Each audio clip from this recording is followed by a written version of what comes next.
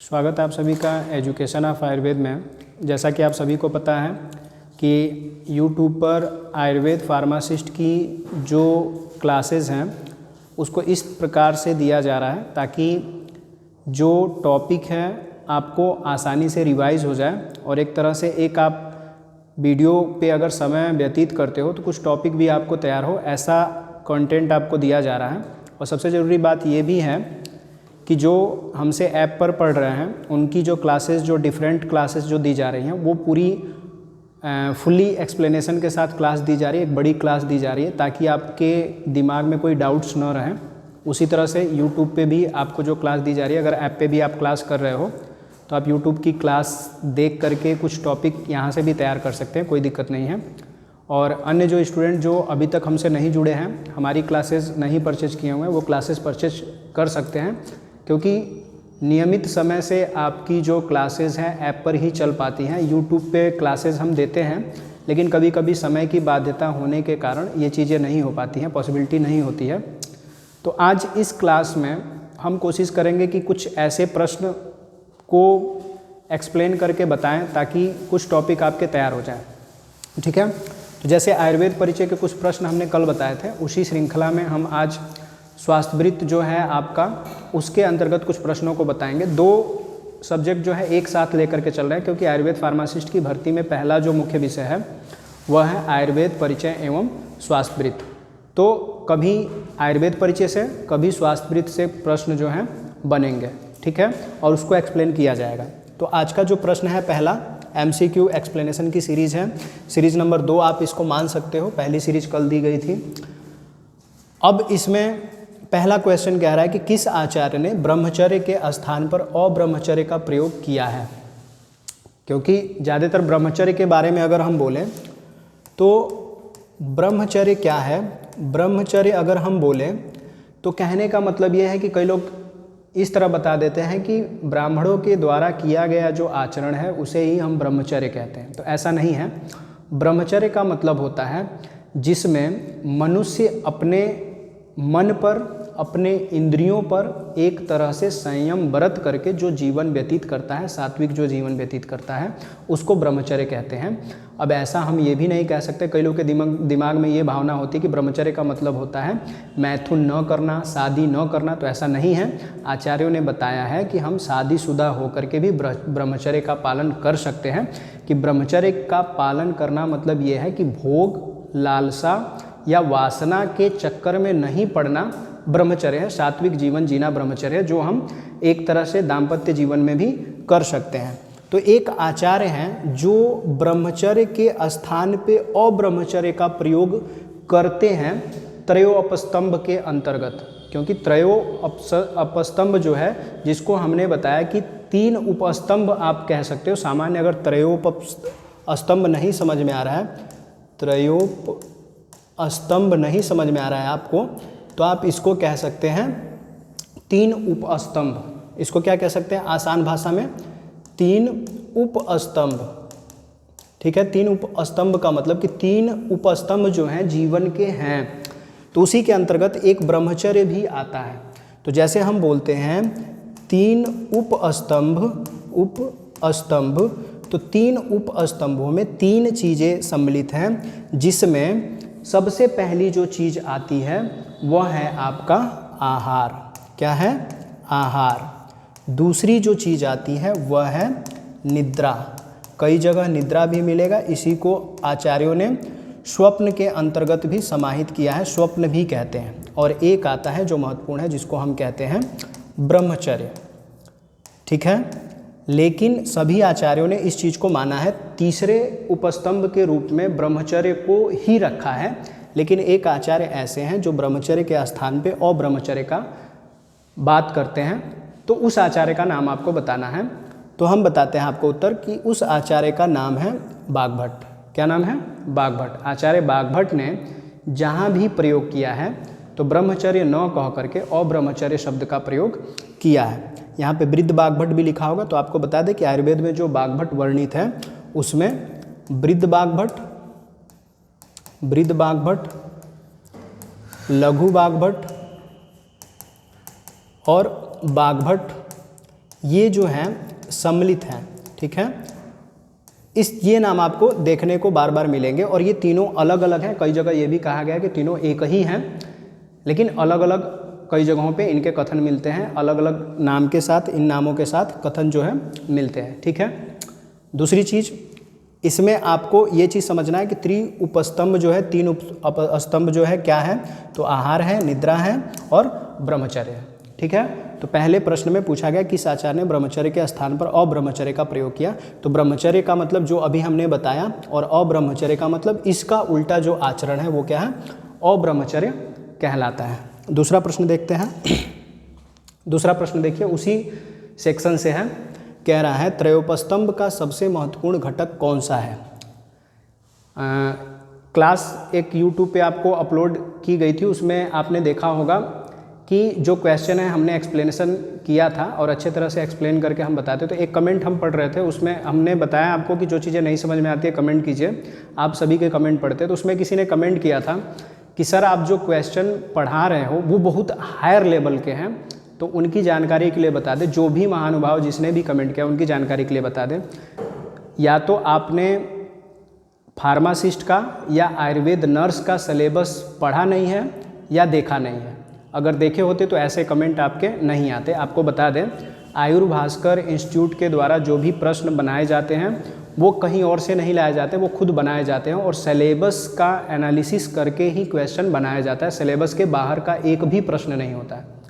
तो आपको पढ़ने की आवश्यकता है, तब आपको पता चलेगा कि आयुर्वेद फार्मासिस्ट में और आयुर्वेद स्टाफ नर्स में प्रश्नों का जो रूप होता है वह किस हिसाब से होता है। तो सिलेबस से ही प्रश्न बनते हैं। एक और प्रश्न देखते हैं त्रयोपस्तंभ का सबसे महत्वपूर्ण घटक कौन सा है।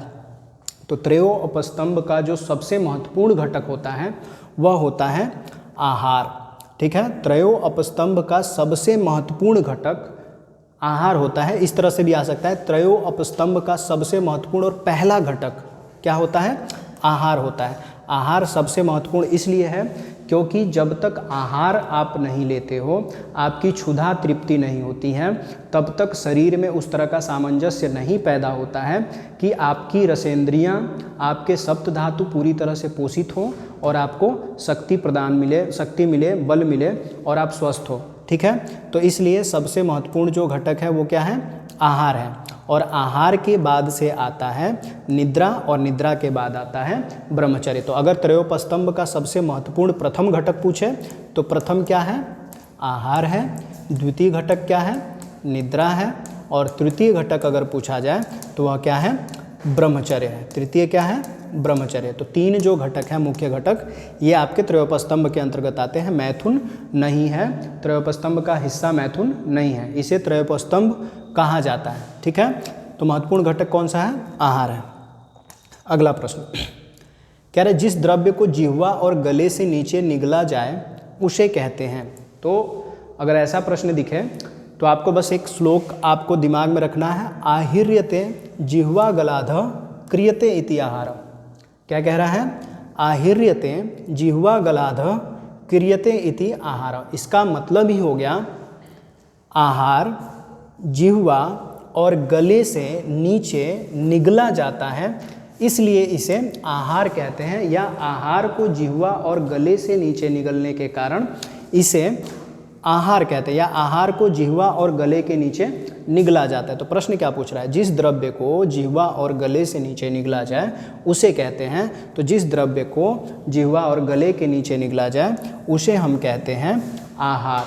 तो जिह्वा और गले से नीचे निगलने वाला जो चीज़ है उसे ही कहा जाता है आहार, ठीक है। और आहार एक तरीके से क्या है, हमारे लिए सबसे महत्वपूर्ण है, अभी हमने बताया आपको। क्योंकि आहार जो है हमारे रस धातुओं को, सप्त धातुओं को पोषित करता है और हमें एक तरह से नौ शरीर कह सकते हैं कि सृजित करने का एक तरह से कार्य यह करता है, ठीक है। अगला प्रश्न देखते हैं। अगला प्रश्न कह रहा है आहार तत्व गुण के आधार पर आहार कितने प्रकार का है। अब देखिए आहार तत्व गुण के आधार पे कह रहा है, तो आहार तत्व का मतलब कि आहार में जो तत्व होते हैं उनके गुणों के आधार पर आहार कितने प्रकार के होते हैं। अगर आहारों के प्रकार के हिसाब से अगर हम देखें आहारों के प्रकार, तो योनि भेद से अलग अलग भेद से आहार जो है अलग अलग तरीके के हैं, ठीक है। तो अगर देखा जाए तो योनि भेद से आहार जो है अलग अलग होते हैं। योनि भेद का मतलब क्या है कि आहार जहाँ से उत्पन्न होते हैं उन्हें योनि भेद बोला गया है। योनि भेद का मतलब हम कह सकते हैं प्राप्ति स्थान से। किससे? प्राप्ति स्थान से। तो प्राप्ति स्थान जहाँ से आहार उत्पन्न होते हैं दो तरीके के हैं, एक अस्थावर है और एक क्या है? जांगम है। अस्थावर और जांगम। योनि भेद से आहार दो प्रकार के हैं, अस्थावर और जांगम। अस्थावर का मतलब जो जमीन से मिलते हैं और जांगम जो जानवरों से, जीवों से मिलते हैं। तो पेड़ पौधे वाली जो चीज़ें हैं वो अस्थावर हो जाएंगी और जांगम जो जानवरों से जो मिलती हैं वो जांगम हो जाएंगे। उसी तरह से प्रभाव भेद से अगर हम बोलें तो आहार दो प्रकार के होते हैं। प्रभाव भेद से, तो प्रभाव भेद से आहार दो प्रकार के कौन कौन से? एक होता है हितकर और एक होता है अहितकर, जिसको हम सामान्य भाषा में पथ्य और अपथ्य भी कह सकते हैं। तो आहार का जो भेद है, आहार तत्व गुण के आधार पर आहार का बस एक ही भेद होता है। कितना भेद होता है? बस एक ही भेद होता है। प्रश्न अगर इस तरह से बन जाए कि योनि भेद से आहार के कितने भेद होते हैं, तो आप बताएंगे दो भेद होते हैं, अस्थावर और जांगम। प्रभाव भेद से पूछ दे तब भी आप बताएंगे हितकर और अहितकर। हितकर का मतलब जो हमारे लिए लाभदायक हो और अहितकर का मतलब जो हमारे लिए लाभदायक न हो उसे अहितकर बोलेंगे। उसी तरह से अगर बोलें तो रस भेद से, तो रस भेद से आहार जो है 6 प्रकार के होते हैं, क्योंकि रस जो है आयुर्वेद में 6 बताए गए हैं। कौन कौन से? मधुर, अम्ल, तिक्त, कषाय, लवण और कटु, ठीक है। तो रस भेद के आधार से जो आहार हैं उनके 6 भेद हैं, जिसमें मधुर, अम्ल, तिक्त, कषाय, लवण, कटु। देखिए, जो भी आयुर्वेद के विद्यार्थी हैं, फार्मासिस्ट के हों या नर्स के जो विद्यार्थी हों, आयुर्वेद नर्स के, ये कॉमन चीज़ें हैं, ये तो पता होनी चाहिए, ठीक है। आपको इस तरीके से पढ़ना है कि ताकि सारी चीज़ें दिमाग में रहे। प्रश्न कहाँ से बनेंगे किसी को नहीं पता है, ठीक है। तो इस तरीके से हमारे द्वारा पढ़ाने का प्रयास हमेशा रहता है कि कोई टॉपिक छूटे ना, कोई टॉपिक भूले ना, जिससे अगर प्रश्न बन जाए तो आप परेशान हो जाए, ठीक है। उसी तरह से अगर गुण भेद से कहेंगे तो गुण भेद से भी आहार के बहुत सारे प्रकार हैं और संयोग भेद से भी बहुत सारे प्रकार हैं, अपरिसंख्य हैं। मतलब कि संयोग भेद से और संस्कार भेद से जो आहार है उनकी संख्या जो है अनगिनत है, ठीक है। उपयोग भेद से भी संख्या जो है अलग अलग है। तो इस हिसाब से मतलब ये आहार के भेद हो गए कि आहार इस तरीके से होते हैं। आहार जब आपको डिटेल में बताया जाएगा तो उसमें ये सारी चीज़ों को सम्मिलित किया जाएगा। अगला प्रश्न देखते हैं। अगला प्रश्न कह रहा है, वेद और उपनिषदों में आहार को विशेष महत्व देते हुए उसे किसकी संज्ञा दी गई है? तो यहाँ से आप देखिए एक चीज़ तैयार हो सकती है आपकी कि वेदों और उपनिषदों में आहार की विशेषता बता करके या उसका महत्व बता करके अन्य नाम क्या दिया गया है? क्या उसे द्रव्य कहा गया है, ब्रह्म कहा गया, भूत कहा गया, महाभूत कहा गया है?